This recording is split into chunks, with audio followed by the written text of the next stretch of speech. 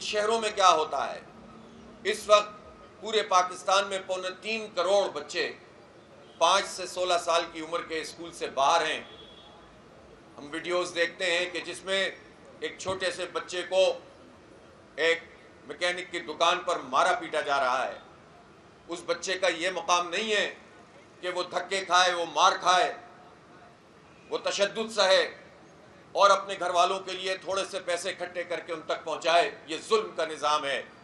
اس بچے کا مقام اسکول ہے، لیکن اسکولوں کو تو یہ حکومت بیچ رہی ہے، آؤٹ سورس کر رہی ہے۔ جو کام ان کے کرنے کا ہے وہ ہزاروں اسکول دوسروں کے حوالے کرتے ہیں۔ اور اس وقت پنجاب میں 1 کروڑ سے زائد بچے 5 سے 16 سال کے آؤٹ آف اسکول ہیں۔ تعلیم میں ان کی یہ گورننس ہے۔ آئی ٹی فیلڈ میں انہوں نے کوئی قابل ذکر کارنامہ انجام نہیں دیا۔ لیپ ٹاپ بانٹ کر سستی شہرت تو حاصل کر لیتے ہیں، لیکن در حقیقت جو آج کے زمانے کی ضرورت ہے، جب دنیا اتنی آگے بڑھ گئی ہے، اے آئی کا زمانہ ہے اور دنیا بھر میں ڈیٹا سینٹرز پہ کام ہو رہا ہے، یہ کیسا تماشا ہے کہ پاکستان میں جو ہماری کیپیسٹی بجلی پیدا کرنے کی ہے وہ 48-49 ہزار میگا واٹ ہے، اور جو ہمارا خرچ ہے میکسیمم وہ 23-24 ہزار میگا واٹ ہے۔ بقیہ بجلی جو نہیں بنتی اس کے پیسے ہم ادا کرتے ہیں، کیپیسٹی پیمنٹ، لیکن اس بجلی کا استعمال نہیں ہوتا، جبکہ دنیا بھر میں ڈیٹا سینٹرز میں استعمال ہوتا ہے۔ یہ نہیں کر سکتے، یہ عدل فراہم نہیں کر سکتے، یہ تعلیم فراہم نہیں کر سکتے، یہ صحت کی سہولت نہیں دے سکتے، اور یہ امن نہیں دے سکتے۔ اور جو حکومت اور ریاست یہ بنیادی چیزیں لوگوں کو نہ دے سکے، اپنے شہریوں کو نہ دے سکے، تو حالات اور امکانات میں اگر $10 بلین آ جائیں گے یہ اس کو بھی رگڑ دیں گے، تباہ کر دیں گے اور کھا جائیں گے۔ $20 بلین آئیں گے یہ اس کو بھی کھا جائیں گے، اور $100 بلین آئیں گے تو یہ لوگ، یہ اشرافیہ، یہ مراعات یافتہ طبقہ، یہ ملٹری اور سول بیوروکریسی، یہ جاگیردار اور وڈیرے اور یہ اسٹیبلشمنٹ کی کیاریوں میں پلنے والے سیاستدان، نام نہاد سیاستدان، ہر حکومت کو ہم نے دیکھ لیا ہے، یہ لوگوں کو ریلیف فراہم نہیں کر سکتے۔ یہ اپنے ارد گرد کے اے ٹی ایمز کو ریلیف فراہم کر سکتے ہیں، یہ صرف اپنے جاگیرداروں کو ریلیف فراہم کر سکتے ہیں۔ ان پر ٹیکس عائد نہیں کریں گے سینکڑوں مربع والوں پر۔ یہ بڑے بڑے جو ہے الیکٹیبل کو، ان کو مراعات دے سکتے ہیں، یہ بیوروکریسی کی گاڑیاں بڑی کر سکتے ہیں، لیکن ایک غریب بائکیں چلانے والا، فوڈ پانڈا کا کام کرنے والا نوجوان، طالب علم کے جو کماتا بھی نہیں ہے، وہ ہر لیٹر پر 107 روپے کی لیوی اس گورنمنٹ کو ٹیکس ادا کر رہا ہے، اور 20 روپے کا ٹیکس الگ ہے۔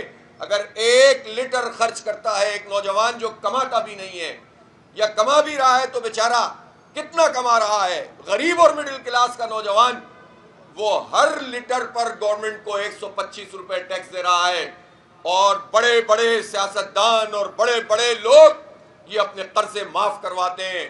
ان کا جتنا ڈیفیسٹ ہوتا ہے ٹیکسوں کے جمع کرنے میں، ان کی جتنی نااہلی ہے، وہ غریبوں اور مڈل کلاس سے پوری کرتے ہیں۔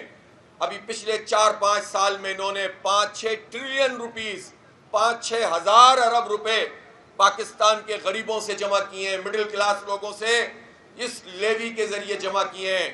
اور میں بتانا چاہتا ہوں ان نوجوانوں کو جو آج اس ممبرشپ کیمپ میں موجود ہیں اور اس ڈرائیو کا حصہ بنے ہوئے ہیں، کہ یہ صرف پیٹرول کے اوپر لیوی نہیں ہے۔ آپ بجلی کے بل میں جو ایک پی ایچ ایل دیکھتے ہیں، یہ پیٹرولیم ہولڈنگ لیوی ہے۔ یہ الگ پیسے ہم ادا کرتے ہیں ان کی نااہلیوں کے، ان کے ناجائز قسم کے معاہدوں کے جنہوں نے گیس کی فیلڈ میں کیے تھے۔ اور اس وقت بھی نون لیگ کی حکومت تھی جب انہوں نے مہنگے مہنگے سودے کیے تھے ایل این جی کے، اور اس وقت بھی یہ صورتحال ہے کہ ہم صرف آئی پی پیز مافیا، ہم جو انڈیپینڈنٹ پاور پروڈیوسرز ہیں، صرف ان کو پیسے نہیں کھلا رہے ہیں، ان کا پیٹ نہیں بھر رہا ہے، بلکہ ری گیسیفیکیشن کے جو پلانٹ ہیں، جو ایل این جی کو گیس میں کنورٹ کرنے والا پورا سسٹم ہے، اس کی بھی کیپیسٹی پیمنٹ پاکستانی قوم ادا کر رہی ہے، اور روزانہ $5,38,000 روزانہ کی بنیاد پر ہم ان لوگوں کو ادا کرتے ہیں کہ جنہوں نے یہ معاہدے کیے تھے اور جنہوں نے یہ پورٹ کے اوپر ایل این جی کے پلانٹ لگائے ہوئے ہیں۔ اور ان میں وہ لوگ بھی شامل ہیں جو نون لیگ کے ساتھ بھی اقتدار میں ہوتے ہیں، جو پی ٹی آئی کے ساتھ بھی اقتدار میں ہوتے ہیں، اور جو پیپلز پارٹی کے ساتھ بھی اقتدار میں ہوتے ہیں۔ ان کے مفادات ہم پورے کر یہ مسئلہ یہ نہیں ہے کہ چہرے تبدیل کیے جائیں، چہرے بدلتے رہے ہیں، پارٹیاں بدلتی رہی ہیں، جھنڈے بدلتے رہے ہیں، لیڈر مختلف ناموں سے آ کر لوگوں کو بے وقوف بناتے رہے ہیں، لیکن پاکستان کے 25 کروڑ لوگوں کے حالات نہیں بدلتے۔ 78 سال میں یہ سارے کے سارے ناکام ہوئے ہیں۔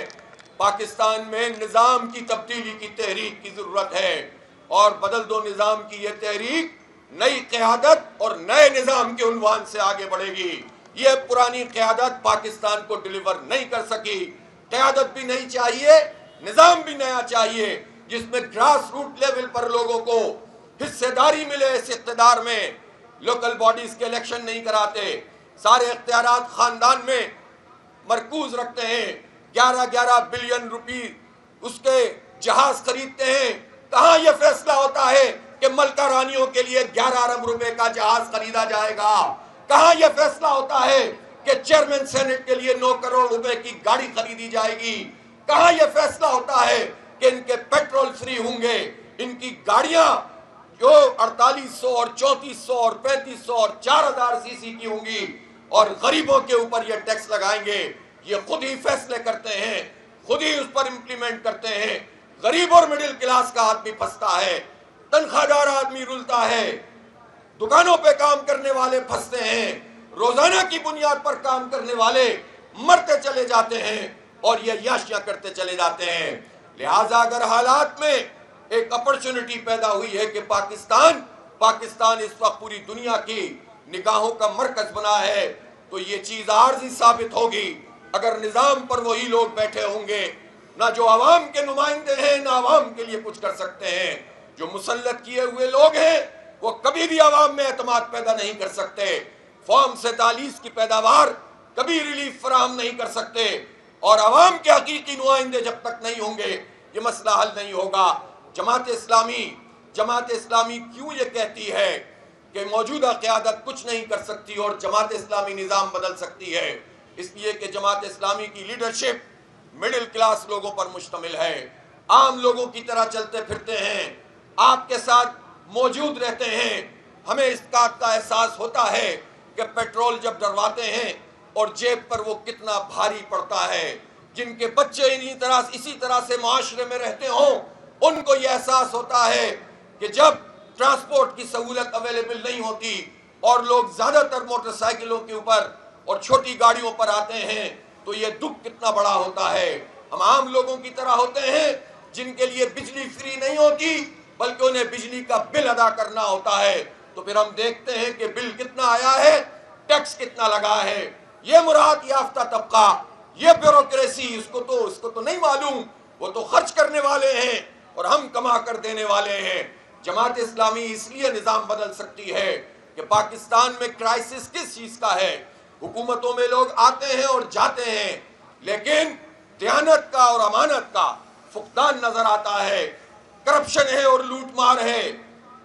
اور دیکھیے تو صحیح، کہتے کیا ہیں کہ بھائی اگر کھاتے ہیں تو کیا ہوا، لگاتے بھی تو ہیں۔ میں یہ پوچھنا چاہتا ہوں، میں پنجاب حکومت سے پوچھنا چاہتا ہوں، آپ کی گورننس کیا ہے؟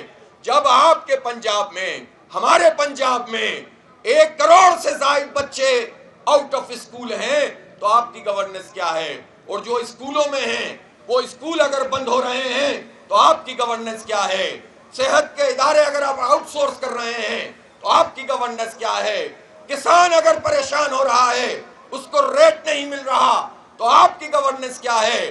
اگر آپ بار بار ٹیکس پر ٹیکس لگاتے چلے جاتے ہیں، آپ کے چچا وہاں سے اعلان کریں، بھتیجی یہاں سے لوگوں کو ماریں، اور چچا بھتیجی اور پھر ان کے اتحادی اور وہ زرداری خاندان کے وڈیرے یہ سب مل کر لوٹ مار کا بازار گرم کریں، تو یہ گورننس کہاں ہے؟ آپ کہتے ہیں کہ سندھ میں سڑکیں ٹوٹی ہوئی ہیں، یہاں سڑکیں بنی ہوئی ہیں۔ پنجاب کا کمپیریزن پنجاب سے ہوگا، پنجاب کے وسائل سے ہوگا، NFC میں آپ کے حصے سے ہوگا، اور آپ سے پوچھا جائے گا کہ یہ اختیارات کیوں آپ منتقل نہیں کرتے ہیں؟ اس لیے یہ ڈرامے بازی اب ختم ہونی چاہیے۔ یہ ہماری دولت ہے، اس کے اوپر ہم یہ کسی کو اختیار نہیں دیں گے کہ کھاتا ہے تو کیا ہوا، لگاتا تو ہے۔ اب عوام کی دولت کو عوام پہ خرچ کرنا پڑے گا، اور یہ جماعت اسلامی کر سکتی ہے۔ جماعت اسلامی جب تعلیم کی بات کرتی ہے تو اس سے پہلے بنو قابل کا پروگرام چلاتی ہے. 14 لاکھ ہمارے نوجوان بچے بچیاں اس میں رجسٹر ہیں. لاکھوں کو ہم نے اب پاس آؤٹ ہو گئے ہیں, اپنے اپنے حصے کا کام کر رہے ہیں. جماعت اسلامی جب خدمت کی بات کرتی ہے تو پھر ہم دکھاتے ہیں کہ سیلاب آئے تو جماعت اسلامی, اور اگر کورونا ہو تو جماعت اسلامی, اور اسی طرح کوئی ڈیزاسٹر ہو تو جماعت اسلامی, ہیلتھ کی فیسلٹی ہو تو الخدمت اور جماعت اسلامی, تعلیم دینی ہو تو جماعت اسلامی, صحت کے اداروں ہو تو جماعت اسلامی. جب جماعت اسلامی خدمت بھی کر سکتی ہے, جب جماعت اسلامی دیانتداری سے کام کرتی ہے, ایک ڈسپلن پارٹی ہے, ہجوم نہیں ہے. بہت ہجوم آئے ہیں اور چلے گئے ہیں, ملک کے حالات نہیں بدلے ہیں. یہ ایک ڈسپلن پارٹی ہے. اور اگر دیکھنا ہو تو بنگلہ دیش جماعت اسلامی کو دیکھو, جس کی پوری لیڈرشپ کو اڑا دیا گیا, پھر بھی ابھر کر سامنے آئی اور اتنے ووٹ حاصل کر لیے جو آج تک پاکستان میں کسی جیتنے والی پارٹی نے بھی حاصل نہیں کیے. تو یہ جماعت اسلامی کا ڈسپلن ہے, اس کا نظم و ضبط ہے, اس کی لیڈرشپ ہے. عام لوگوں کی طرح رہتے ہیں, عام لوگوں کی طرح کام کرتے ہیں, نوجوانوں کا ہاتھ تھامتے ہیں, انہیں پڑھاتے ہیں, انہیں کھیل کے میدانوں میں لے جاتے ہیں, ان کی خدمت کرتے ہیں. اس لیے نوجوانوں, آپ کی اصل جماعت جماعت اسلامی ہے. اور موجودہ ان حالات میں جب ہم پوری دنیا کا منظرنامہ بدلتے ہوئے دیکھ رہے ہیں تو ہمیں نظر آ رہا ہے کہ امریکہ کا زوال بالکل آنکھوں کے سامنے ہے. برباد کر کے رکھ دیا ڈونلڈ ٹرمپ نے, اور امریکہ کو زوال پذیر ہونا ہی تھا. وہ اخلاقی طور پر بھی تباہ, وہ عسکری میدان میں بھی شکست کھا گیا. اس نے پوری دنیا میں اپنی ساکھ کو تباہ کیا ہے. تو ایک نیا امکان, ایک نئے نظام کا صرف پاکستان میں نہیں ہے, پوری دنیا میں موجود ہے. ہم اس گلوبل ویژن کے ساتھ کام کرتے ہیں, اسی لیے دنیا بھر کی مزاحمتی تحریکوں کو سپورٹ کرتے ہیں. شیعہ سنی کی تفریق نہیں پیدا کرتے, دیوبندی بریلوی میں, اہل حدیث مقلد غیر مقلد میں لوگوں کو تقسیم نہیں کرتے. ہم زبانوں کی بنیاد پر, لسانی تقسیم پر اپنی سیاست نہیں کرتے, ہم سب کو جوڑتے ہیں. ہم پورے پاکستان کو اکٹھا کرتے ہیں, پوری امت کو جوڑتے ہیں. اور پاکستان میں ہم چاہتے ہیں کہ بلوچوں کو بھی حقوق ملیں, پختونوں کو بھی ملیں, پنجابیوں اور سندھیوں اور مہاجروں کو بھی ملیں. ہر لسانی اکائی اس کو حق ملنا چاہیے. ہر صوبے کا رہنے والا پاکستان کا باشندہ ہے, جو اس کا آئینی حق ہے وہ ملنا چاہیے. اور حق حکمرانی عوام کو منتقل ہونی چاہیے. چند لوگوں کو استثناء دے کر عدالت کے اوپر شبخون مارنے کا عمل بند ہونا چاہیے. کوئی استثناء نہیں ہے. انصاف کے کٹہرے میں انشاءاللہ سب کو آنا پڑے گا, سب کو لا کر کھڑا کریں گے. کوئی کتنا بھی طاقتور ہو, یہ ترمیمیں منہ دیکھتی رہ جائیں گی, اور عدل اور انصاف کا نظام قائم ہوگا.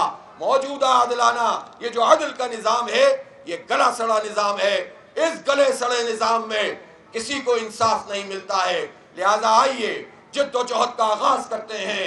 ہم ممبرشپ کریں گے, جگہ جگہ پہنچیں گے, چوکوں اور چوراہوں پہ جائیں گے, ہر فرد تک پہنچ کر انشاءاللہ جماعت اسلامی کا حصہ بنائیں گے. اور ایک طاقتور آواز پورے ملک میں ابھرے گی کہ اب نظام کو بدلنا پڑے گا, نئی قیادت لانی پڑے گی, نیا نظام لانا پڑے گا, اور یہ اقتدار کا میوزیکل چیئر جو گیم ہے اس کو ختم کرنا پڑے گا. وآخر دعوانا الحمدللہ رب العالمین. اب کیا بتاؤں؟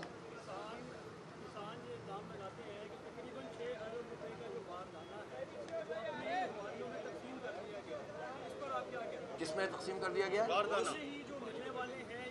دیکھیں, یہ اس طرح کے جو اقدامات ہوتے ہیں نا کہ باردانے کو یعنی بوریوں کو آپ اپنے اپنے لوگوں کے ذریعے تقسیم کر دیں. اور ایک پہلے 3900 روپے کا ریٹ لگایا تھا, اس وقت ڈالر ویلیو کیا تھی, اور اس وقت جو ہے وہ پیٹرول کی قیمت کتنی تھی, اس وقت ٹریکٹر کتنے کا چلا تھا تھریشر, اور اب کتنے کا چلا ہے, اس وقت جو ہے وہ ڈی اے پی کتنے کی تھی, اس وقت یوریا کتنے کی تھی. تو اس وقت بھی 3900 روپے کا ریٹ لگا کر پیچھے ہٹ گئی تھی گورنمنٹ, اور جھوٹ بولا تھا لوگوں سے, اور 2000 اور 2200 روپے میں لوگوں نے گندم بیچی تھی, بیڑا غرق کر دیا تھا. اب تو یہ ساری چیزیں ڈبل ہو گئی ہیں, اور اس پر 3500 روپے کا ریٹ لگایا اور وہ بھی نہیں دے رہے. تو یہ باردانہ کی بوریاں, یہ جو تقسیم کرنے والی بات ہے نا, یہ لوگوں کو دھوکہ دینے والی بات ہے. اس میں بھی اپنے ہی لوگوں کو نوازا جاتا ہے, اپنے ہی لوگوں کو جو ہے وہ فائدہ پہنچایا جاتا ہے. اس میں کسان کا بھی نقصان ہے, عوام کا بھی نقصان ہے.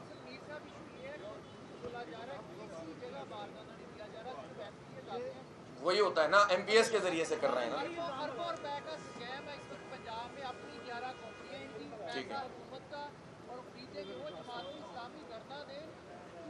یہ آپ کی تجویز ہے, اور ابھی پہلے ممبرشپ تو ہم پوری اپنی مکمل کریں, پھر دھرنے بھی دیں گے. اور ابھی تو جو پیٹرول کی قیمت انہوں نے بڑھائی ہے, یہ پیٹرول کی قیمت کس طرح بڑھائی ہے؟ انہوں نے لیوی میں 27 روپے کا اضافہ کیا ہے, اور لیوی وہ ٹیکس ہے جس کے لیے یہ, وہ اس کو کہتے ہیں پیٹرولیم ڈیولپمنٹ لیوی. اس کا مقصد کیا ہے؟ اس کا مقصد ہے کہ آپ ریفائنری کو اس میں ڈیولپمنٹ کریں. اور پچھلے 5 6 7 8 سال سے جو انہوں نے 6-7 ہزار ٹریلین روپیز جمع کیے ہیں, پچھلے 2 سال میں انہوں نے 2600 ارب روپے جمع کیے, اور صرف جولائی سے لے کر اپریل تک انہوں نے تقریباً 1234 ارب روپے جمع کیے ہیں پاکستان کے غریبوں سے اور مڈل کلاس لوگوں سے اس لیوی کی مد میں. تو میں پوچھنا چاہتا ہوں کہ کون سی ریفائنری آپ نے ڈیولپ کی ہے؟